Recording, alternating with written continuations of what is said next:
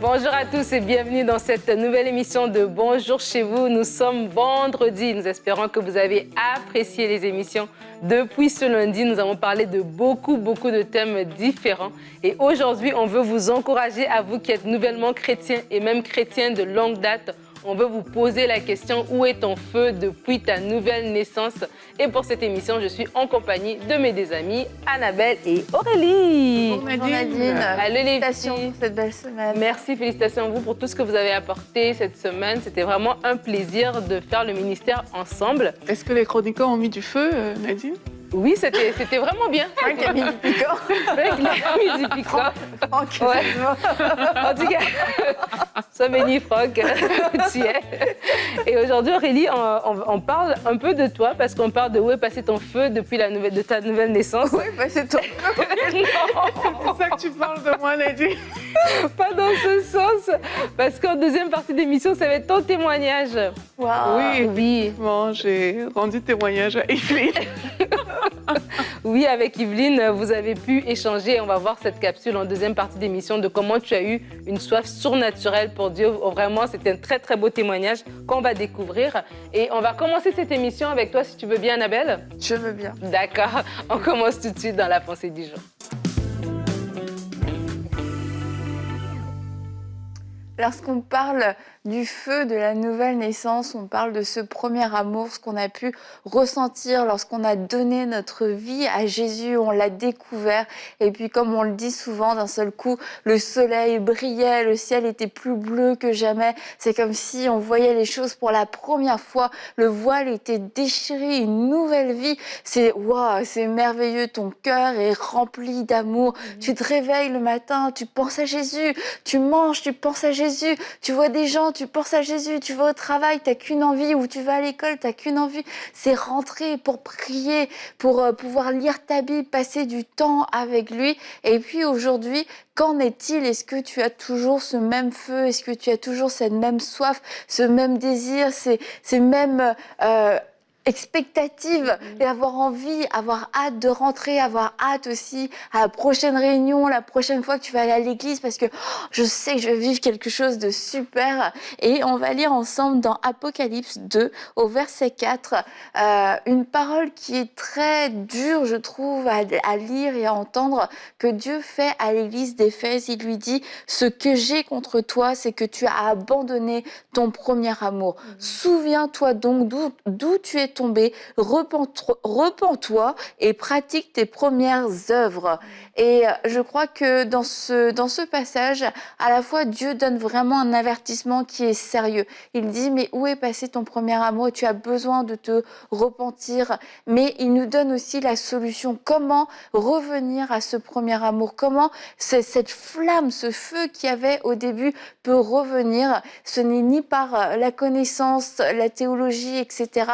C'est en nous souvenant de ce que Dieu a fait pour nous, en nous souvenant de qui on était. Et quelquefois, au fur et à mesure des années, on se remplit de connaissances, on se remplit d'enseignements, et puis on sait bien faire les choses, à quel moment les faire. On connaît bien notre langage chrétien, nos habitudes chrétiennes, notre façon de vivre chrétienne, mais dans notre cœur, il manque ce feu. Et Dieu nous dit: rappelle-toi d'où tu viens, rappelle-toi de là où je t'ai sorti, de la boue du péché. Et en fait, de revenir, de repenser à ça, ça va nous ramener dans cette attitude aussi d'humilité où on se dit: mais sans Dieu, je ne suis rien, même si je me suis remplie, même si j'ai grandi, même si je sais bien quoi faire au bon moment, j'ai besoin de lui. Et de se rappeler de ce moment clé, de cette rencontre, et de s'en rappeler régulièrement, ça va faire renaître et puis aussi alimenter régulièrement ce feu du premier amour. Et peu importe ce qu'on vous a dit, et si vous êtes en train de vivre ce premier amour aujourd'hui, N'écoutez pas ce que les gens peuvent vous dire. Ah, ça dure qu'un temps, tu vas voir, ça va disparaître, ça va s'estomper. Non, fais tout pour garder ton feu, pour que jamais Dieu n'ait à venir te dire ce qu'il a pu dire à l'église d'Éphèse. Ce que j'ai contre toi, c'est que tu as perdu ton premier amour. Nous pouvons garder ce premier amour et si nous l'avons perdu, nous pouvons aussi aller le récupérer. Nous pouvons le retrouver en nous repentant et en nous rappelant de ce que Jésus a fait pour nous. Amen, amen, amen. Merci beaucoup, Annabelle, pour cette belle pensée. Et tu parles de l'amour. On va tout de suite aller dans notre verset du jour qui se trouve dans le psaume 69 au verset 10. On a pris la première partie de ce psaume 69, verset 10. La Bible dit « L'amour que j'ai pour ta maison est en moi comme un feu qui me consume. » Dans d'autres versions, ça dit « Le zèle de ta maison me dévore. » Et ce verset, il est dans les psaumes, mais dans les évangiles, on va reparler de ce verset parce que Jésus va venir, il va venir au temple et puis il y aura des vendeurs et la Bible dit qu'il va prendre des fouets, il va saccager les tables, etc. Et les disciples vont se rappeler de ce verset que le zèle de ta maison me dévore. Et alors qu'on parle du feu, est-ce que nous avons gardé notre feu pour Dieu? Je crois que ce verset vient nous enseigner aussi parce que l'amour que nous avons pour Dieu, il se manifeste en fait. Le feu qu'on a pour le Seigneur, il se manifeste dans l'amour qu'on a pour sa maison, pour sa parole. Comme tu parlais du temps qu'on passe dans sa présence, toutes ces choses sont une démonstration du feu que nous avons pour Dieu et c'est un indicateur pour nous aussi. Où en sommes-nous? Il y a des gens qui ont peut-être 20 ans de vie chrétienne.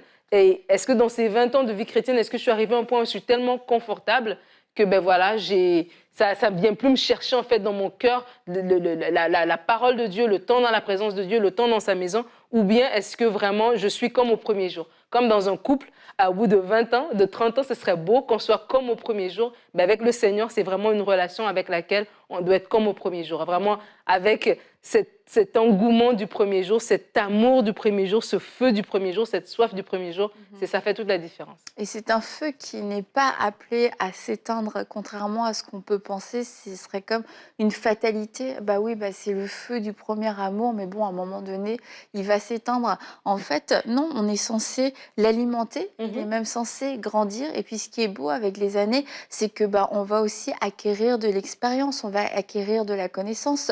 Parce que tout à l'heure, j'ai dit, on a la connaissance, mais ça suffit pas pour le feu, pour garder ce feu, mais ça doit venir compléter ce feu. C'est pas un choix à faire.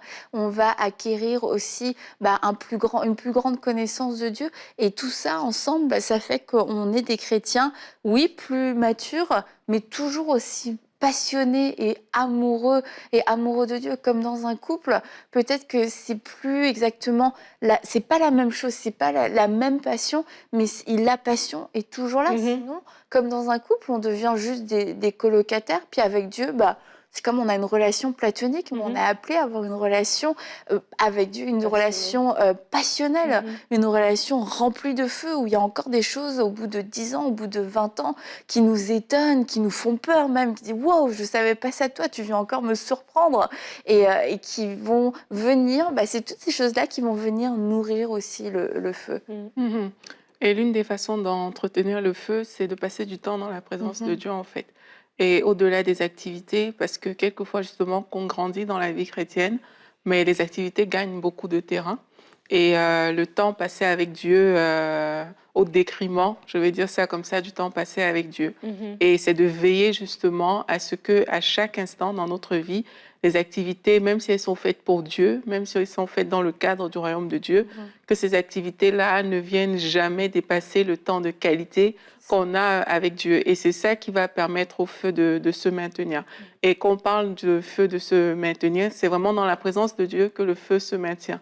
Quand Moïse arrive devant le buisson ardent, mais il arrive devant la présence de Dieu, en fait, mais c'est un feu qui ne s'éteint jamais, le buisson ardent, qui n'est pas, il n'a aucune base vraiment, mais il est là, il tient, il ne s'éteint pas. Donc, quand on demeure comme ça dans la présence de Dieu, il y a ce feu qui est là à l'intérieur de nous, qui ne va pas s'éteindre et qui ne va pas... Et il ne faut surtout pas laisser les activités quotidiennes, même si elles sont faites pour Dieu, une fois de plus, venir ternir ce feu-là, mais l'entretenir dans la présence de Dieu et rechercher cette présence plus que tout, parce que c'est elle qui garantit que le feu reste allumé ou pas, en fait.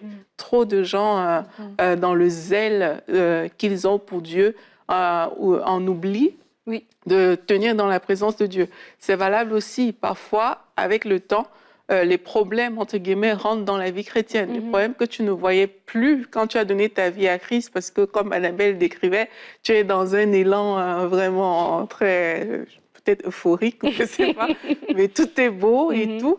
Mais à un moment, tes yeux vont s'ouvrir quand même sur les réalités de ta vie. Et beaucoup de personnes, dans ce temps-là, le feu va commencer à s'estomper.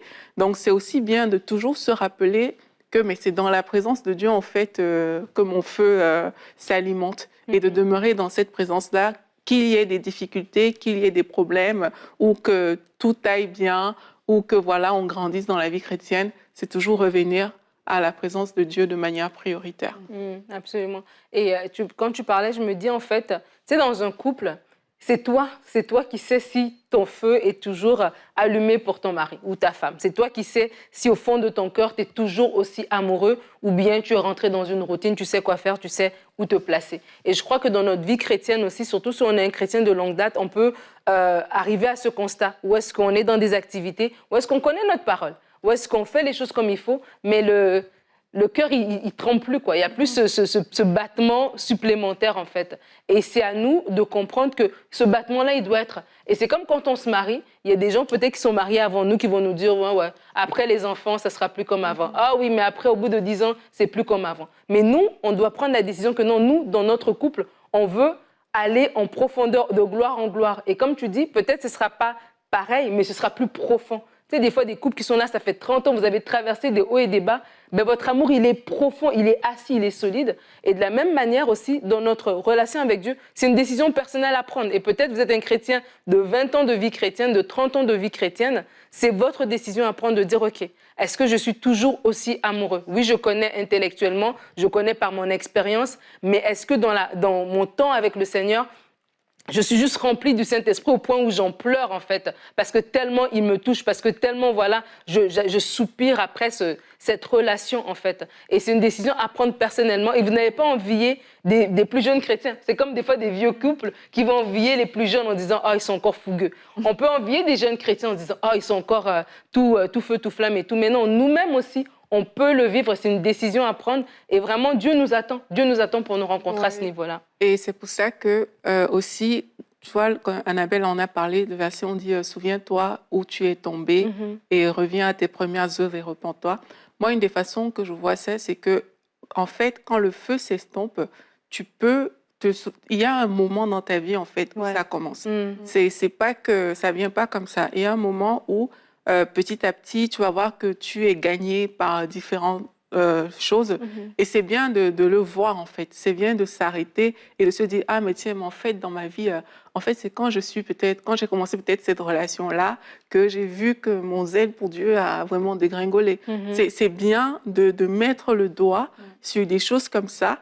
Et sur cette base-là, en fait, de se souvenir, de se repentir, comme Dieu dit, Seigneur, pardonne-moi, parce que quand je suis entrée là, mais j'ai vu en fait que je t'ai relégué au second plan dans ma vie, de se repentir et décider en fait de se relever pour marcher dans ce feu en se rappelant justement ces premiers instants qu'on avait avec Dieu, comme ce verset nous le montre aussi.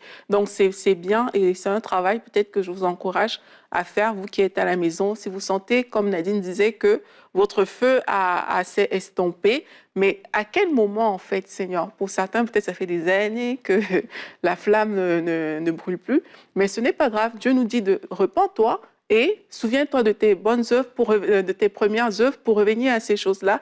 Fais ce travail, regarde, mais Seigneur, mais voilà, je vois que depuis quelques années dans ma vie, à telle période, je sens que j'ai chuté, entre guillemets, avec toi, notre relation décroît. Mais aujourd'hui, Seigneur, je veux revenir à ce premier amour et je te demande pardon pour avoir laissé toutes ces choses occuper ta place. Je veux revenir et puis vous entretenez, comme au premier jour, cette relation et ça fera la différence. Tu veux ajouter un dernier point, Annabelle? Juste dire que quelquefois on peut être dérangé par le feu des nouveaux convertis Mhm. et si c'est le cas, c'est un indicateur de, de froideur et de religiosité. Mhm. Et quelquefois quand on est dans un milieu froid ou religieux, on se rend même pas compte de son état. Et c'est pour ça que c'est bon de pouvoir observer sans envier, mais observer ces jeunes, Mm. ces jeunes convertis, de voir leur soif, qu'est-ce Mhm. qui les fait vibrer et qu'est-ce qu'ils veulent vivre. Ils en demandent plus et de se dire, je dois revenir à ça Bien et je ne sûr. dois pas être dérangée par ça et de reprendre exemple sur eux et de constamment regarder c'est quoi quelqu'un qui vient de se donner au Seigneur, comment est-ce qu'il est-ce que je suis encore dans cet état d'esprit et Mhm. comme ça va nous garder aussi motivés et parce que quand on est dans un milieu froid, on regarde à droite, à gauche, on a l'air d'être le plus en feu, mais ils sont juste à -30 et toi t'es à -20, tu vois, donc c'est juste ça. Très, très bon point, très bon point. On va continuer donc cette émission avec la rubrique C'est mon histoire.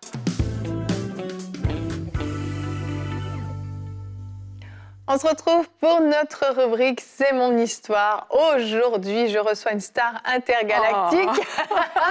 Aurélie Tchatchou. Salut Aurélie. Waouh, quelle présentation, Ah, je te Evelyne, dis. bonjour. Je te dis. Merci d'être là pour ton deuxième C'est mon histoire, c'est ça? Oui, c'est ça. Ça me fait plaisir d'être là et de raconter ce que Dieu a fait dans ma vie. Moi, je trouve ça extraordinaire. C'est sûr, c'est sûr. La dernière fois, tu nous as raconté comment Dieu t'avait dit que tu allais bâtir une chaîne de télévision et comment Dieu t'a envoyé au Canada, t'a envoyé à EMCI nous Oui. rejoindre. Mhm. Et en fait, on s'est dit, mais on n'a jamais raconté ta C'est conversion.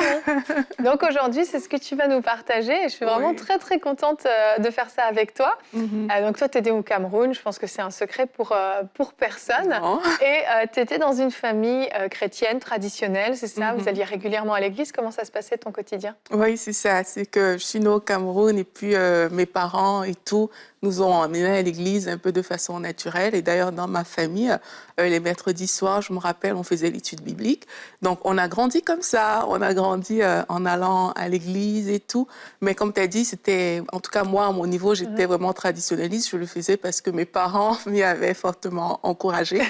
Et quand j'ai eu 15 ans à peu près, j'ai continué à le faire naturellement. J'ai fait l'école du dimanche quand je suis devenue adolescente et tout.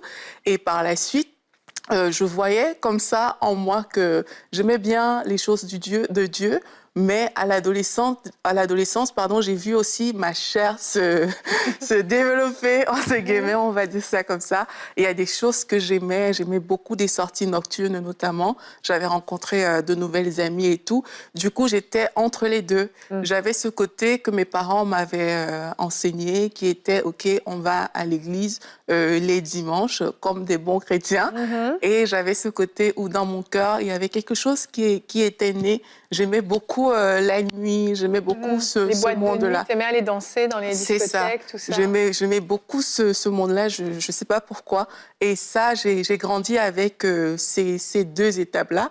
Et à 18 ans, quand j'ai quitté la maison familiale pour entrer à l'université après mon bac, mais là, j'ai vu le côté des boîtes de nuit, de la nuit en général, grandir tellement à l'intérieur de moi. Là, il n'y avait plus papa, il n'y avait plus maman, j'habitais seule. Et du coup, il a explosé, en fait, T'allais plus à ce l'église côté-là. du tout à ce moment-là? De temps en temps, j'y allais parce que certains week-ends, je revenais à la maison. Ok. Et du coup, de temps en temps, j'y allais. D'ailleurs, j'ai même commencé à servir à l'église. C'est ça qui est paradoxal. Oui. C'est qu'en même temps, je servais, je me rappelle, quand j'ai eu 20 ans, je suis devenue monitrice pour encadrer l'école du dimanche dans cette église où mes parents allaient.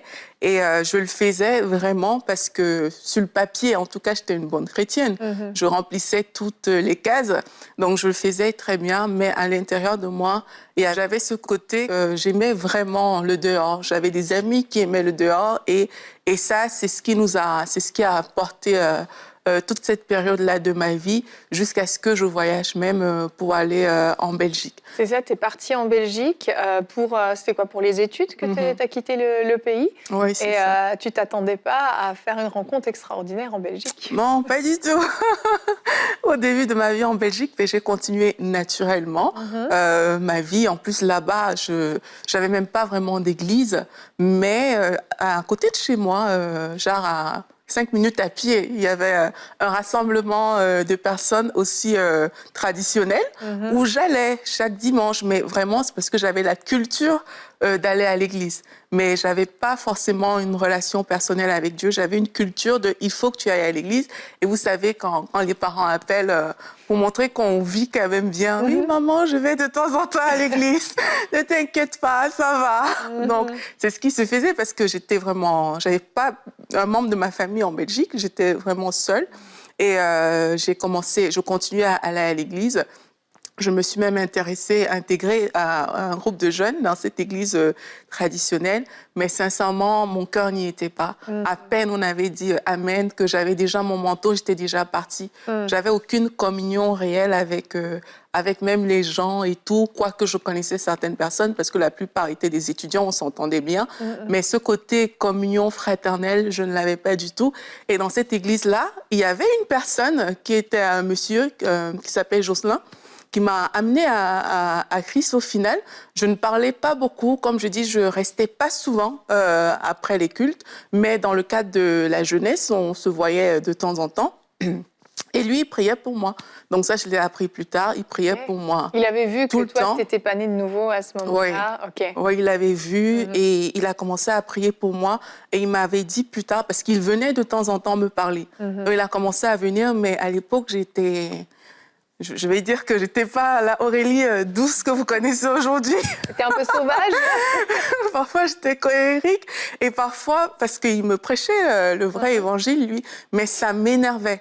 Donc, je voulais pas qu'on touche à certaines choses dans ma vie, si tu veux. Donc, quand il parlait certaines choses, je le repoussais quand même vivement. Mais ce qui m'étonnait, c'est qu'il revenait toujours. Il revenait, moi, quelqu'un m'aurait repoussé comme ça, je ne serais pas revenue. Donc, je me posais la question, mais pourquoi est-ce qu'il fait ça, en fait? Pourquoi est-ce que tout le temps, il revient? Et d'ailleurs, je dis souvent aux gens que moi, c'est l'amour qui m'a gagnée parce que j'étais pas gentille, là, avec lui, mais il était toujours là, il revenait. Il m'a avoué que, en fait, il avait prié et Dieu lui avait mis à cœur qu'il devait me parler à moi. Et il a même demandé un signe à Dieu. Il avait dit à Dieu, montre-moi 3 personnes et tout, que je dois amener au Seigneur et tout. Bon, on connaît les signes et tout.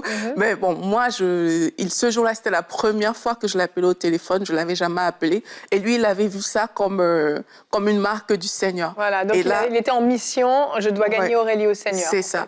Et c'est quelqu'un qui m'a beaucoup porté dans la prière jusqu'au jour où j'ai accepté finalement le Seigneur avec lui. Et là, j'ai dit un vrai oui parce que j'avais du mal à laisser certaines choses.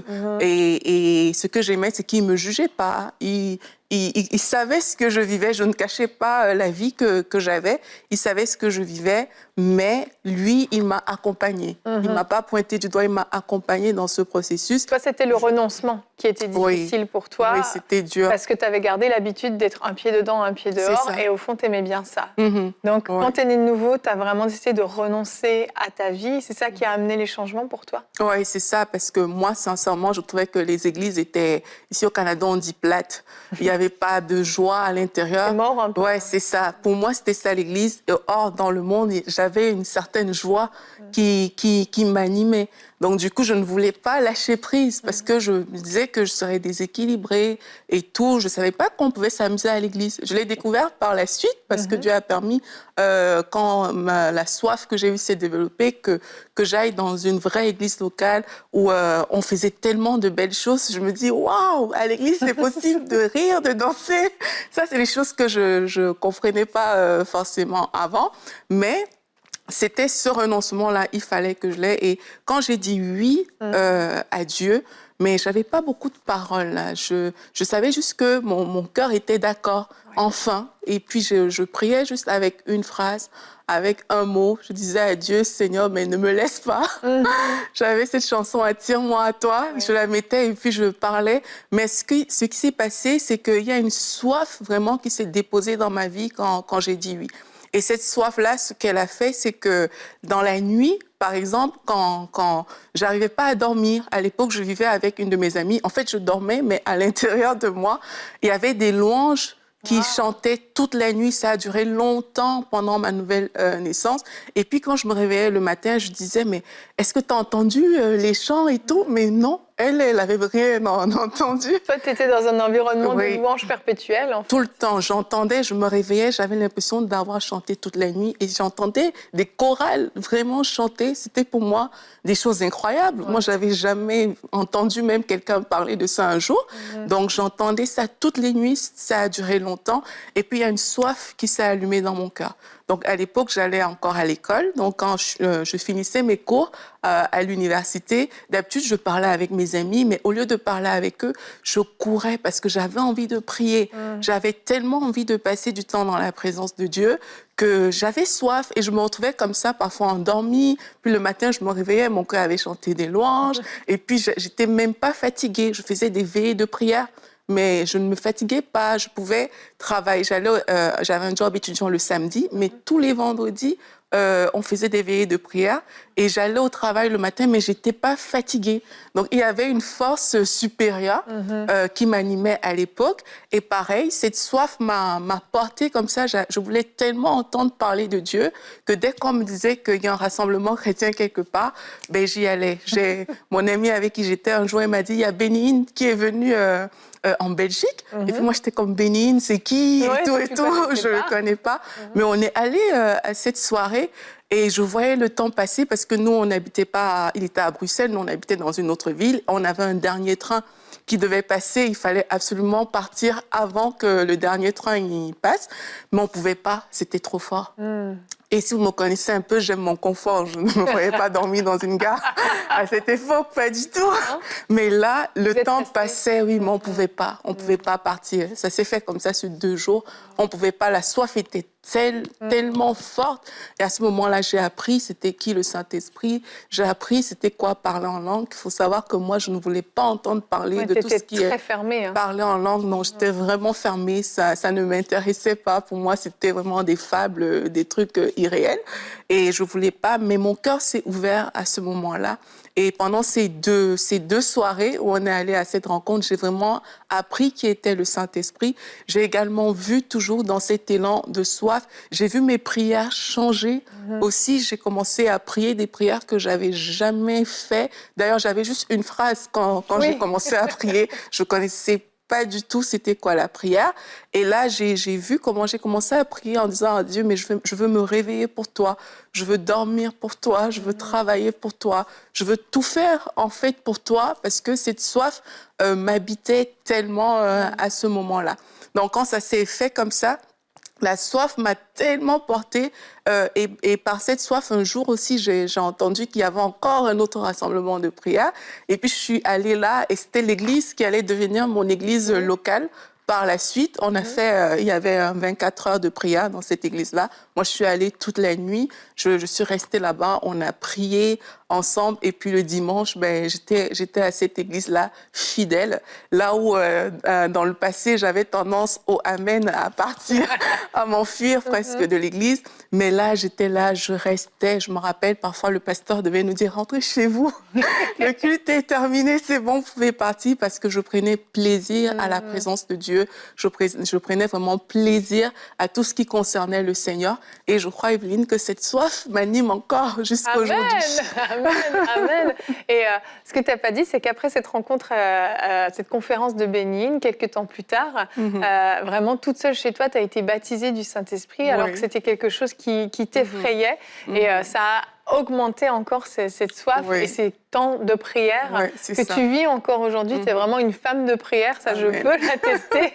Jour et nuit, ces prières que tu faisais, où tu disais ma nuit est pour toi, tout est pour toi, mon travail est pour toi. Je crois que tu le vis vraiment aujourd'hui. C'est vrai. J'ai été baptisée quelques temps plus tard. Et effectivement, c'est à ce moment que ma vie de prière a complètement changé. C'est ça.